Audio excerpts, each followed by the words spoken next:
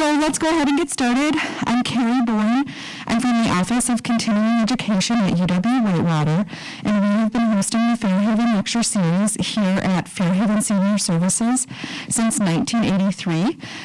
So it's really nice to be back here every semester where we focus on a theme. This semester we're taking a look at some American profiles.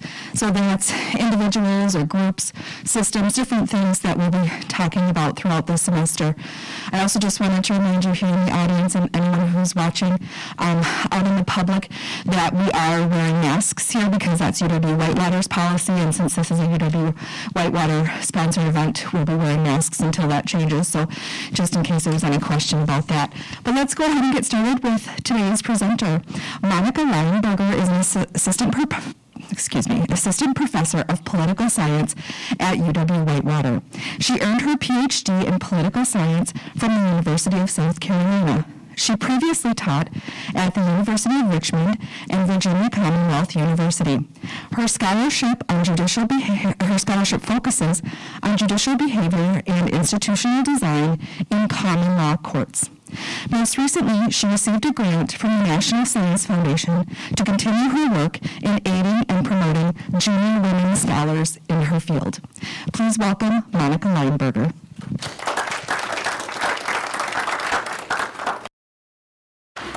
Thank you, Carrie.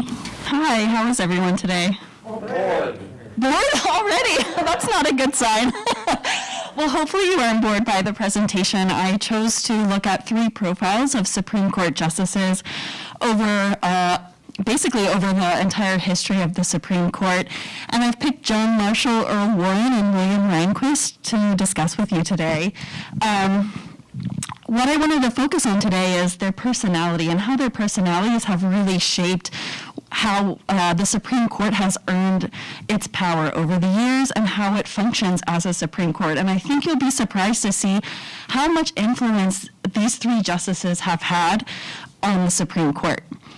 I wanted to start just by talking a little bit about how the Supreme Court is perceived right now, and it's perceived as a political or as a partisan court. There's so many political cartoons I could have chosen to show that it's political, but I thought, why not go with the one that's easily recognizable, the one associated with political parties. But these associations or criticisms of the Supreme Court aren't new.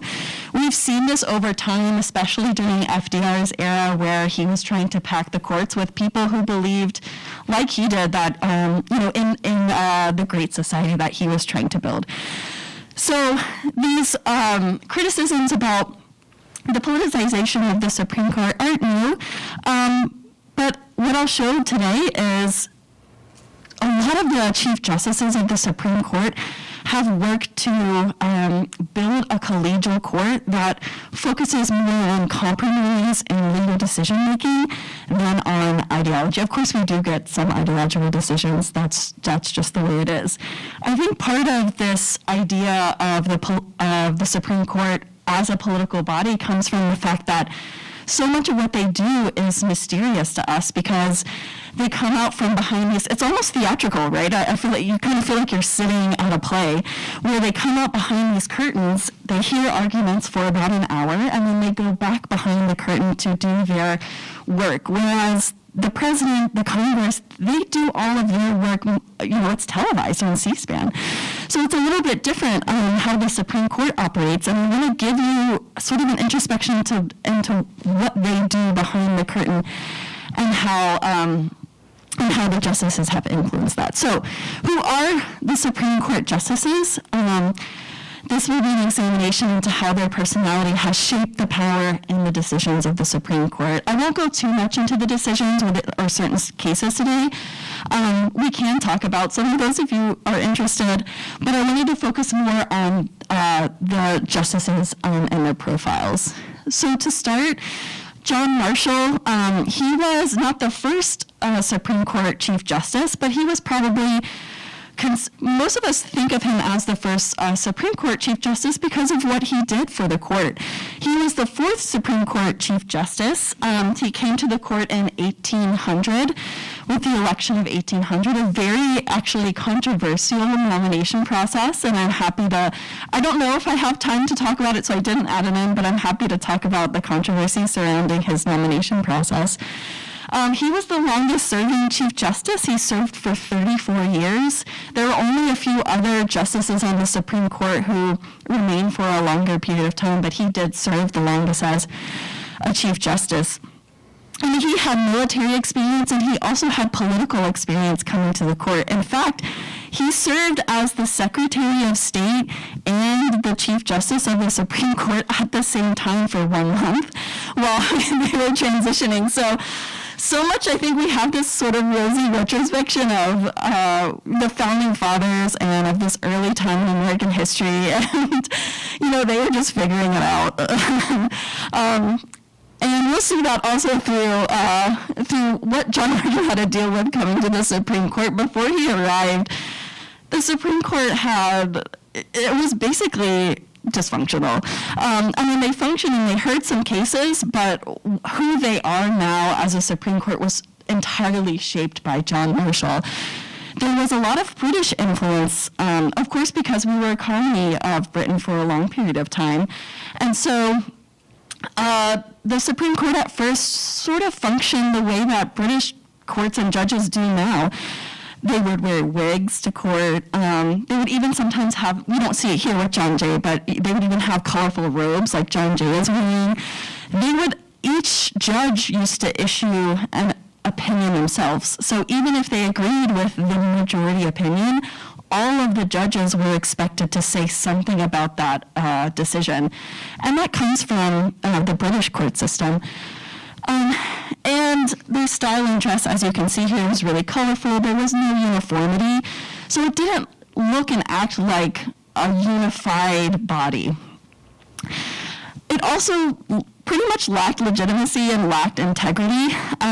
Article 3, if maybe you are or are not familiar with the Constitution, but the way the Constitution is set up, it goes through Article 1, it gives powers to the Congress, Article 2 gives powers to the President, and Article 3 discusses the judiciary. And basically it said, well, here's the Supreme Court, Congress can regulate it, and that's pretty much it. They didn't really give that, it's about 2 or 3 paragraphs.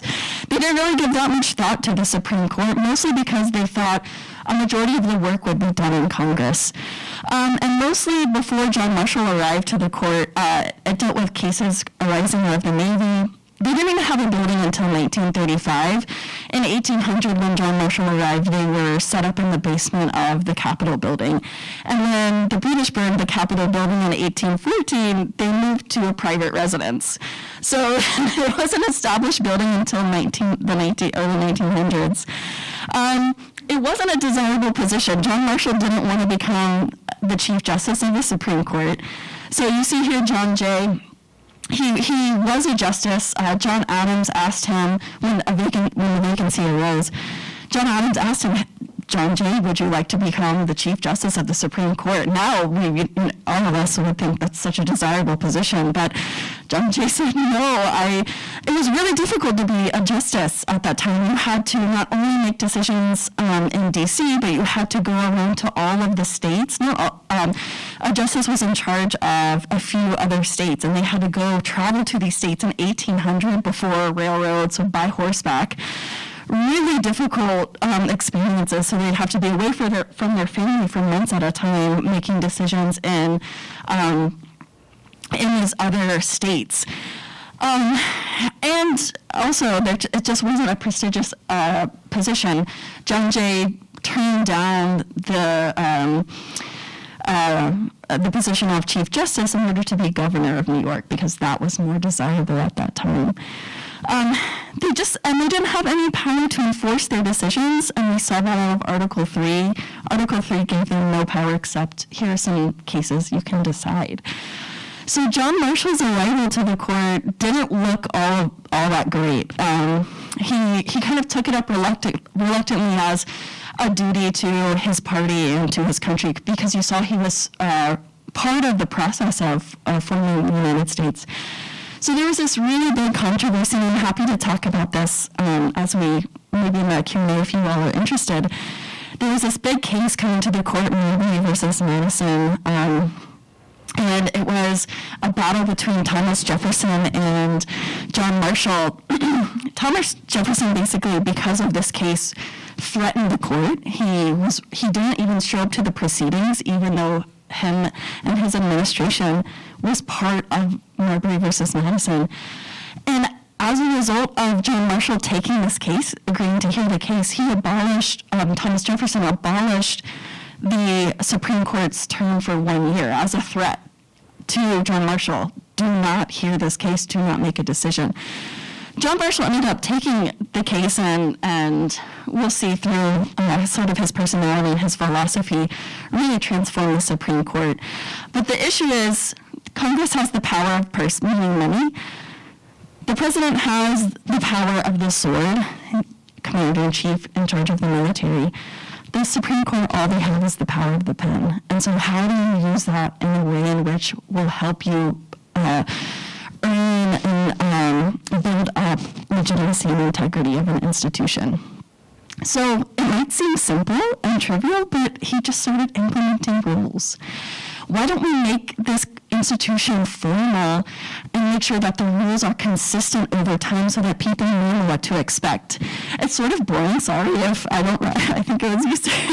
It's sort of a boring way to think about a profile of justice, but this was so impactful because we still have the same setup today. Even though the rules might have changed a little bit over time, the fact that the Supreme Court was issuing a rule book and had a set way of doing things was so helpful to the people that come to the Supreme Court and petition it. John Marshall also instituted uniformity in terms of dress. Everyone wore black robes to signal that there was equality among justices, and there was uniformity in their presentation. A major change, and this is sort of formal and sort of a personality, a legal philosophy of John Marshall, was that he moved away from every justice issuing an opinion about a case, and he said, no, we're going to have a single opinion of the court, and we're going to say this decision is by the court. So the court was speaking with one voice. They were unified. What this did was it lent more legitimacy because at that time there were 5 justices on the court. All 5 justices were seen as agreeing with this opinion, and it gave it more force.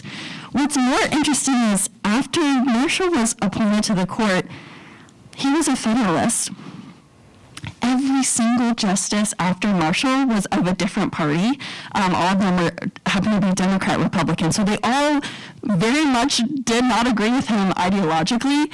And I'll show you in a moment how Marshall was able to use his personality to basically have them all agree with him.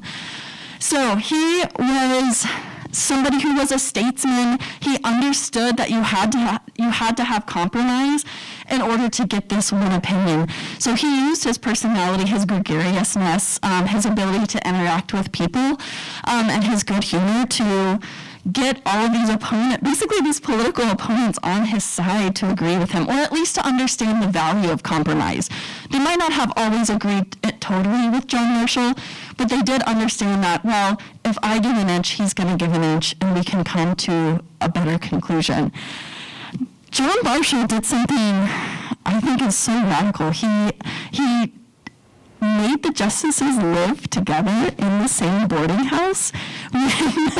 So we know it's totally different from how it is today, but he thought, okay, if we're going to act as a unified body, we need to be able to sit down over dinner. They would talk over dinner about their cases and come to decisions. So maybe it was the wine, maybe it was the good food, maybe it was Marshall, but he believed so much in this idea of this single opinion and the justices coming to compromise that he knew that this was the best way to foster it. This is my slide to myself. Sorry, guys. So, like I said, the context behind Marshall was that Marshall's court was every justice that came after him was of a different political party. During his 34 years as Chief Justice, the court issued 1,105 decisions. It's a significant amount. 50% of those decisions were written by John Marshall himself. No Chief Justice has come close to that, partly because he served so long in the court, and partly because he was looking to have the court make important decisions. In 34 years, there were only 35 dissents. That's a 3% dissent rate, and I'll go back to this other slide. So it's 1 dissent per year. It's incredibly abnormal if we think about the dissent rate in the current U.S. Supreme Court. The justices still like each other today, but what Marshall did, he knew it was so important because the court didn't have legitimacy, that they were seen as producing opinions as one court, that he really, I don't want to say he forced, but he definitely used his personality to make sure that they were talking to each other in order to come to a compromise. So this is incredibly rare. I don't think we'll ever see something like this again, but it's also probably a product of Marshall's time. So I wanted to show you one other thing about John Marshall, and it was a quote by one of his political adversaries, John Randolph. "No one admires more than I do the extraordinary powers of Marshall's mind. No one respects more his amiable deportment in private life. He is the most unpretending and unassuming of men. His abilities and his virtues render him an ornament not only to Virginia, but to our nature." Not all of his political adversaries were listening as Thomas Jefferson, to the end of his days, hated John Marshall, but at least some of them recognized how important his life's work was. Earl Warren, you'll see a lot of similarities between Earl Warren and John Marshall, and of course with William Landquist, who I'll discuss at the end. Warren was the 14th Justice of the Supreme Court. He was in office from 1953 until 1969. And some of you may remember those were sort of tumultuous times coming out of World War II, going into the Vietnam War. There were many protests. Earl Warren didn't have any judicial experience prior to becoming a Supreme Court justice. He was the governor of California beforehand, and he had legal experience. He was the Attorney General of California. And he was honestly nominated so that he could get off the presidential ballot, because Nixon, he didn't win that election, but he won a later election. Nixon was afraid that Earl Warren was going to win the presidential election. So Eisenhower appointed him to the Supreme Court. Eisenhower was a Republican at the time. Earl Warren was a Republican. And Warren, due to the influence of his colleagues, became one of the most liberal justices. And Eisenhower said it was the greatest mistake of his life. If you agree with that, that's totally fine. But he did have some really great influences upon the Supreme Court and this norm of collegiality, like John Marshall did. Before Warren came to the court, so we had this wonderful era of consensus during John Marshall. That ended. Dissent started piling up, especially in the early 1800s. When the two Chief Justices before Earl Warren, Chief Justice Stone basically encouraged conflict. He just let conflict and arguments abound in the Supreme Court during private conferences, and the Chief Justice that came after Stone said he just didn't know how to tame these people. So when Warren came, there were high tensions on the Supreme Court. Warren came in also under a very political a political issue at the time, which was segregation or desegregation in the United States. The court had previously heard arguments about Brown versus Board of Education before Warren came, and they couldn't make up their mind, and so they decided to delay and rehear the case after Earl Warren came, and we'll see how much his personality had an impact upon this decision. So he had no judicial experience. He spent his early days just observing and watching. Like John Marshall, he was a statesman, and he understood sort of the practical consequences of decisions. So what he would do is he would think, maybe not what are the legal technicalities of a decision, what's the political consequence of this decision? Sort of like John Marshall. Okay, I know Marshall's thinking Marbury versus Madison, Thomas Jefferson is threatening the court. Warren looks at Brown versus Board of Education. He understands the political consequences for the country, and he uses his ability to compromise and create unanimity with the other justices in order to come to a decision in Brown versus Board of Education. And what he did in that case, and this is sort of how he used his time on the court as Chief Justice, he would go around to every single justice individually and ask them, how do you feel about this? And just talking to each justice individually persuaded them to vote in favor of desegregating schools in the U.S.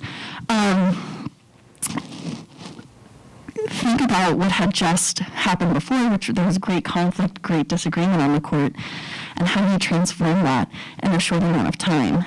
Part of how he did this, not just by talking to individual justices about their work, but he would go and he said, okay, all of the justices and their wives, we're going to go to a Navy, so I'm not a football, I think it's Navy Notre Dame is this big rivalry in football. So he took them down to a football game, and he paid for all of the expenses himself.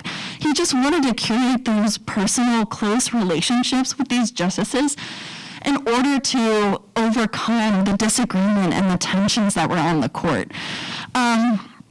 Another way he engendered unanimity and compromise is so we don't know much of what goes on in these private conferences with justices, but we do know that they speak in order of seniority. So the Chief Justice speaks first, and then it moves in order of seniority. So then the longest serving Associate Justice all the way down to the newest member. And so because Earl Warren could speak first, he would always frame the questions in a way that made it hard to disagree with him. So he used his power and ability to speak first, and all of these sort of institutional, other institutional rules, like the Chief Justice assigns who will write the opinion, as a way to make sure that compromise, or at least most of the justices were able to agree with a decision. So because he didn't have any judicial experience, he's sort of one in a million in terms of Chief Justices, because people used to say he has a lot of ineptitude when it comes to the law. He didn't necessarily know what he was doing, at least in terms of these legal technicalities. So he was more results-driven than law-driven, and because the justices in the beginning would talk to Earl Warren and say, well, here's what the law says, and what he noticed was a pattern. No matter what the justice said, the justices said the law was, they could come to different conclusions. So he thought, well, if I want a certain result, I'm sure that you can find a way to do it with the law. And that really made a lot of the other justices mad. But because he didn't have this overarching legal philosophy, or he wasn't interested in creating certain ideologies necessarily, the justices kind of fell into place under Warren's leadership. He also had good humor, just like John Marshall. He used that good humor and that ability to talk to people to his advantage. Why do I keep doing this? I've left my notes to myself up here. So he had, people would say legal ineptitude, but his personality and his ability as a leader paved the way. So colleagues on the court at the time would come in, and Thurgood Marshall said,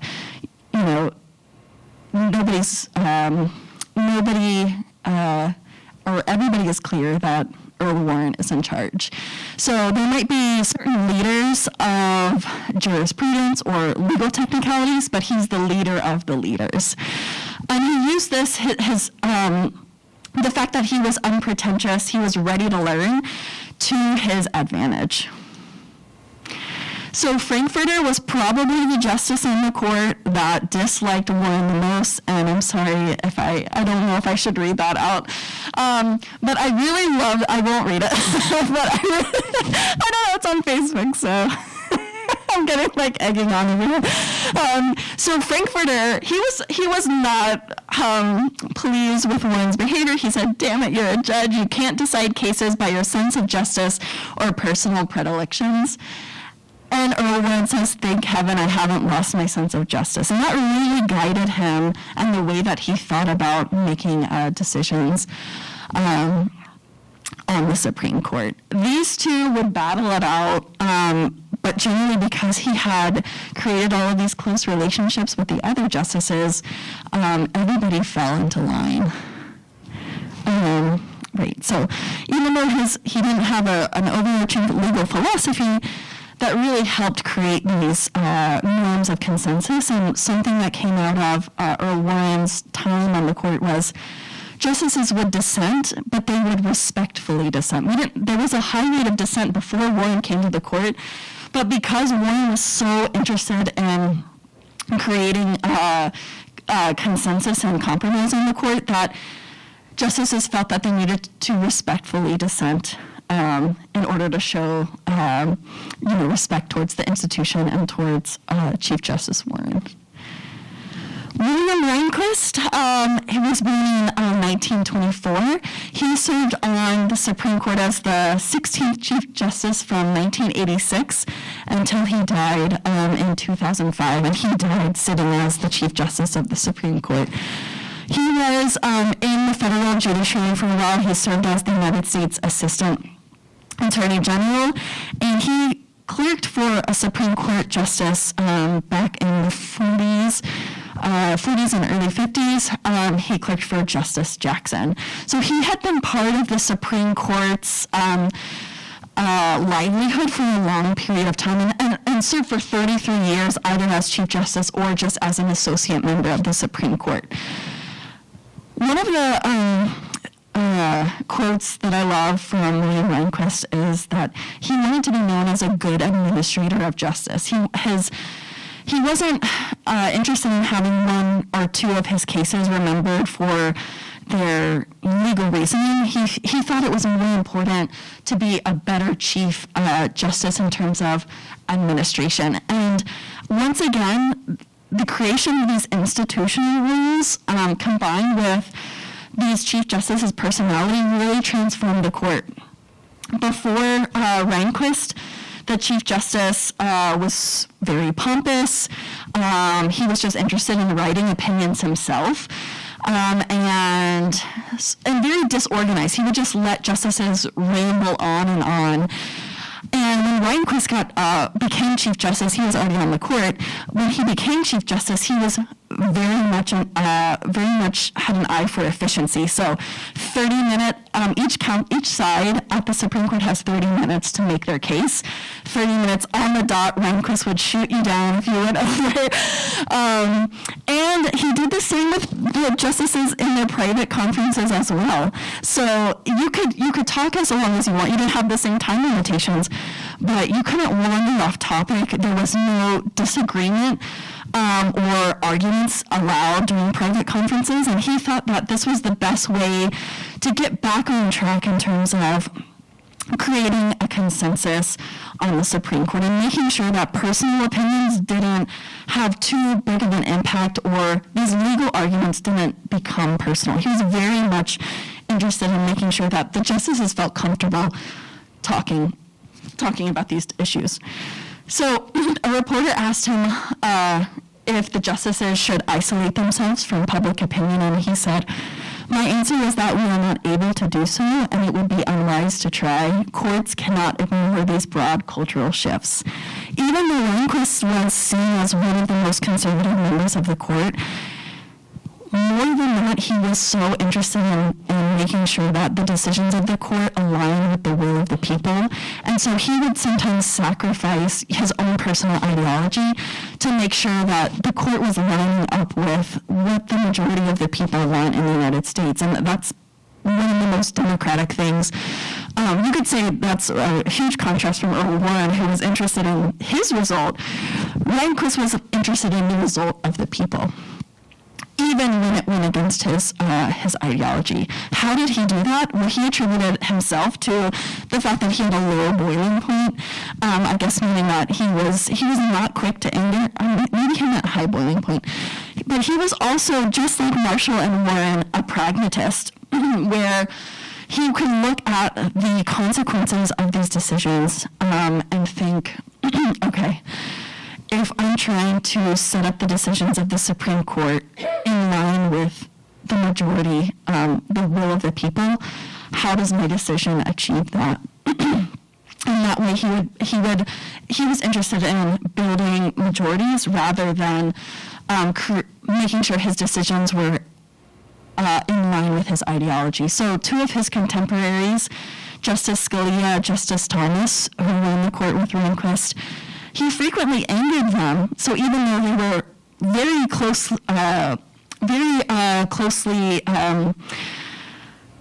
in range within, so their like conservative ideologies were really close. Sorry, that was weird to say.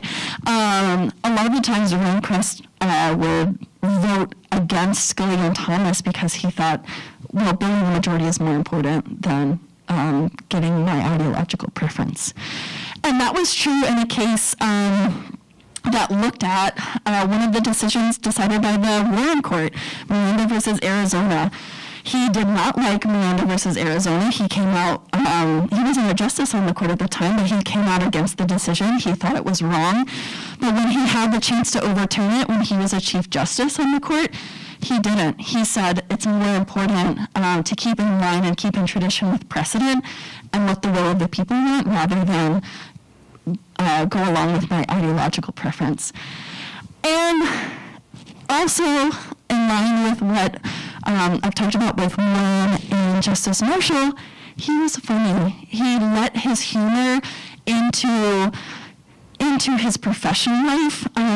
When the previous Chief Justice announced that he was retiring, Lionberger, one of the last days, Landquist basically asked him for a ride to work. And he had set up this huge life-size cutout of Weinberger on the steps of the Supreme Court building so people could take pictures with it.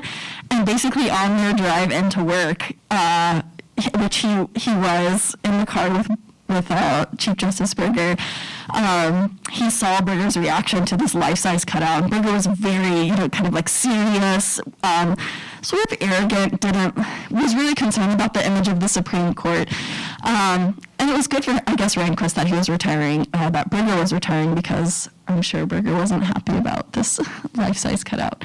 He also would put limericks into his Supreme Court decisions as a way to add humor or just remain faithful to that side of his personality. And because of this aspect of his personality, he was able to build coalitions with liberal members of the court, or he was able to comfort other members of the court when decisions didn't go their way. A former law clerk said he was very concerned about hurt feelings among the justices, and he was very careful and observant of the way that certain memos or interactions would make other justices react or feel. He avoided invective in his own memos and smoothed over hurt feelings when other justices used it. And so this part of his personality really allowed Justice Landquist to make sure that he was creating a collegial and professional environment for the other justices to work at. Justices like Ruth Bader Ginsburg, who died a year or two ago, and Justice Scalia would go on to say how he was the greatest Chief Justice that they had ever known, on Ginsburg's part, even though she was totally on the opposite end ideologically from Landquist. She was so effusive in how much he had impacted the court, and the way in which he had impacted the court was through making sure that these institutional rules were met and everybody was treated with fairness, and then also his kindness and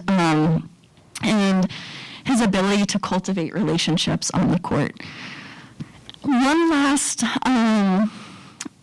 fact about Justice Landquist, which I love, is that Justice Landquist was at the same law school as another justice on the court, the first female justice, Sandra Day O'Connor, they were at Stanford Law School together. They dated, and that wasn't super well known, but what wasn't known to anyone, including members of their family, is that Justice Landquist had proposed to Sandra Day O'Connor when he was serving as a law clerk in Washington, D.C., when she was still in law school. She turned him down because she was already dating somebody else, but he never held that against her. I think it's just such a sweet moment because he never held that against her.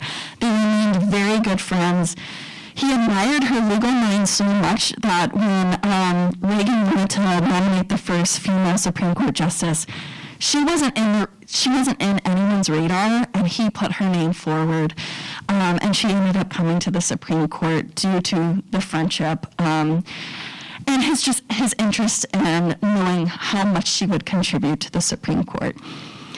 So hopefully you've seen that even though we have members of the court who have different ideologies, who have different philosophies and different backgrounds, they've come to the Supreme Court with personalities that create collegial workspaces and that have really transformed the Supreme Court and made it a space for compromise. And even when compromise didn't occur, it was always done in a respectful manner. So while we can say maybe the court is political, maybe it's not, maybe it's been that way for a long period of time, behind the scenes, the justices are doing the work in order to make it a space where they have legal discussions and legal arguments, but that never, or hopefully doesn't get too involved into their personal ideologies. And then Carrie, did you? Yeah, let's do some questions. Okay. I'm going to swap out the microphones so that we can walk around. We'll just kind of swap back and forth if you don't mind, okay? So then I'll take it around here, and I see Marion has a question. As time goes by, the more sure I am that maybe term limits would be a good idea. What is your opinion of term limits? That's a good question. That's a wonderful question. So President Biden recently had a commission on the Supreme Court to see what type of reform would be best for the Supreme Court justices. There's disagreement among scholars. There's an idea that term limits would generate new voices and new ideas on the Supreme Court. Life tenure also allows the justices to not be so concerned with this is either good or bad. So I think this is where the area for debate is, to not be concerned with political pressures that might be coming from Congress, the president, or from the people down below, and do what's right by the Constitution or by precedent. Now, does that mean that they anger the people and does it then go against the will of the people? At times, yes. So I think it depends on what you think is either the greater good or the greater evil. Is it better for the Supreme Court justices to have the freedom, if they need, to rule in line with the Constitution, or should we have more accountability to the people and have them rotate, every so often? I haven't seen convincing evidence because we have term limits at state level courts. I haven't seen And federal. So federal courts, they all have life tenure, but they can be impeached. State courts, it depends on the state court, but some state courts have term limits. It's a really hard question. I think right now it makes sense for the federal courts to continue to have life tenure, but maybe the answer to that is Congress should perhaps look more into impeachment if there are justices that aren't behaving correctly on the court. And I'm not convinced that that's my final answer. I might be swayed one way or the other. I think it's a really difficult decision and depends so much on someone's personal values. But I think it's a wonderful question and one we should be talking about more than we are. It's really not been talked about enough. Other questions? Yeah.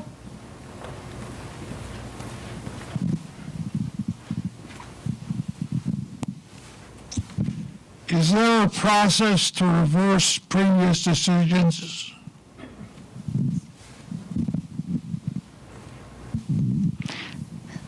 So it's not a formal process. The idea of the Supreme Court, and this comes from the British system, where we have decisions made by courts, and it's not just the Supreme Court, but we have a decision made by, let's just say, the Supreme Court.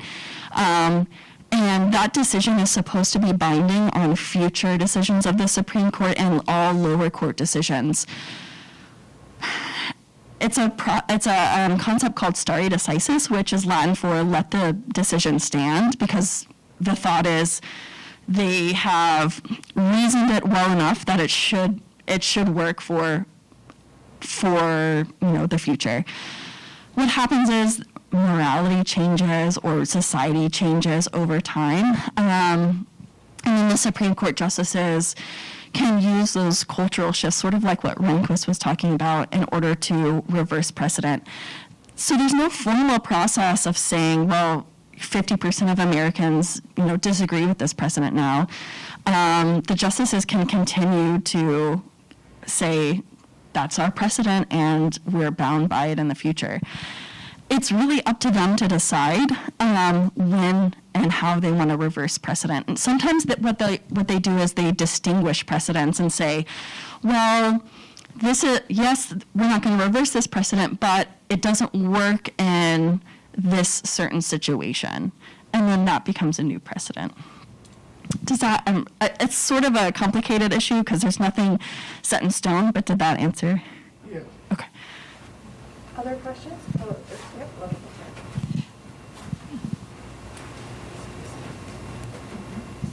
Are there instances that stand out where impeachment might have been a good thing that it wasn't followed up on?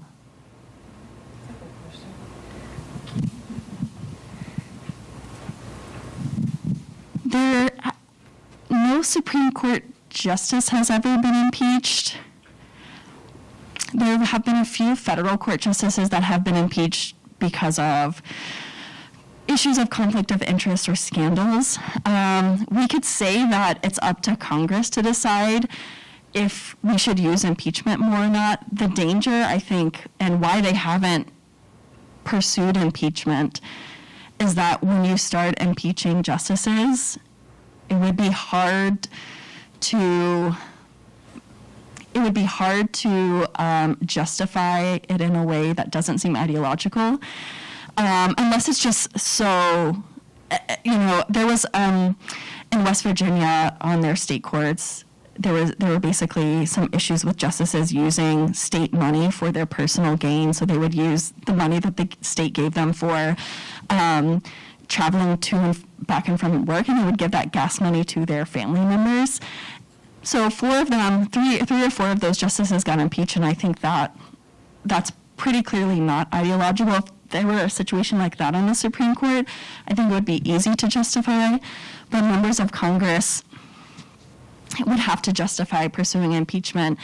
And now, because the court is seen as so political, it would be really difficult for it to not look ideological. And once you dip your toe into that lake or ocean, there's a huge ripple effect, and it allows other Congresses to do that.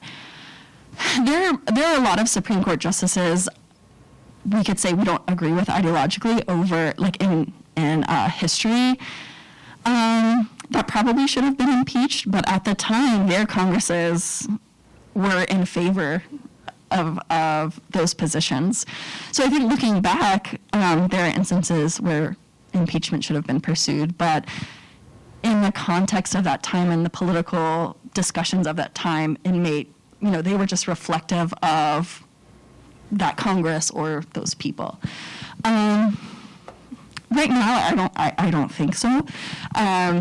But that's part of, the mystery of the Supreme Court. We don't get to see all of this information that I presented you today. So much of it comes from after a justice has passed away, and they release their personal notes maybe right after they died, but sometimes it's 25, 50 years after they died, so that their legacy can be preserved for a long period of time, and we don't know necessarily what was going on behind the scenes. So that's part of the issue, I think, of the Supreme Court is there's so much mystery surrounding how they make their decisions that we don't get that information until much, much, much later. Any other questions? Any other questions? Professor Lionberger will stay for a few minutes if anyone has some questions they don't want to share here, but please go ahead and join me in thanking Professor Monica Lionberger for her presentation today. Thank you.